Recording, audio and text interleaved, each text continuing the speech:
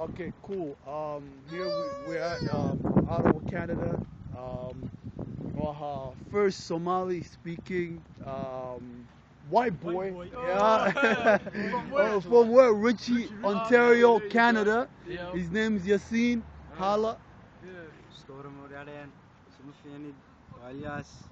Richie came Somali Google had there. Hi, sir. Nikam Badaracten. Oh, Migi, come in Sorichoga.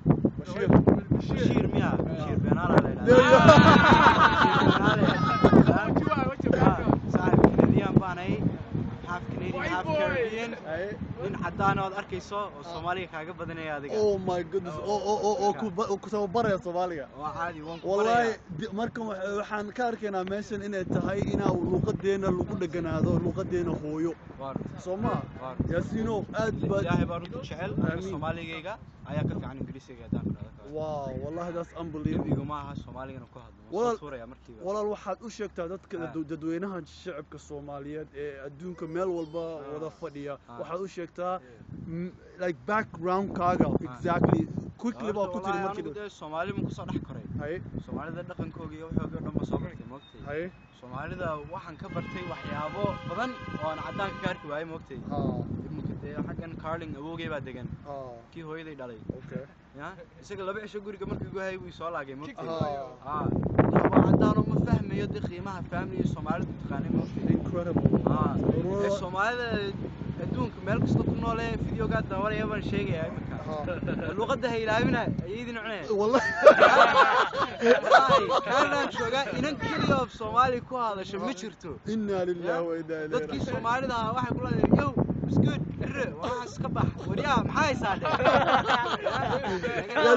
ياسين والله أدبا حسنت أنا جو كسو هذلنا كندا in Ottawa capital city of Canada أو كسي وذا كسي وذا هذلنا ماشي اللي يرادو Richie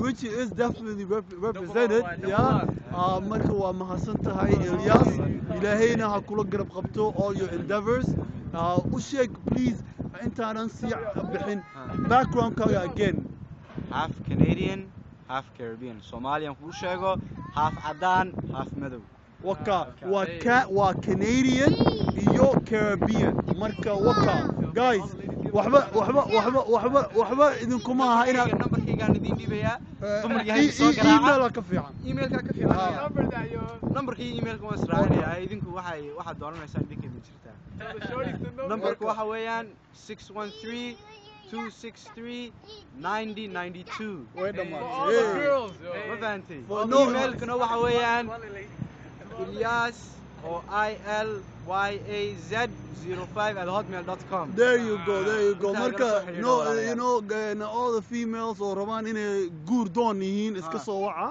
inamadana dhibaatada iska dhaafa. Salaamo. All right, all my city guys. Ciao.